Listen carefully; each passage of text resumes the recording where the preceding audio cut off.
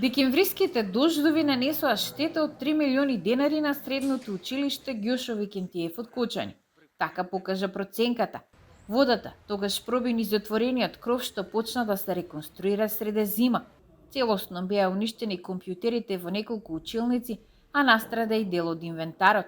Откако пропаднале преговорите за спогодба со фирмата изведувач на работите, надомест на штетата, вели градоначалникот на Кочани, најверојатно ќе бараат на суд. Компјутерската опрема е целосно штетена. Нешто од инвентарот, од клупите, од столиците, веројатно ќе може да бидат во употреба да се користат.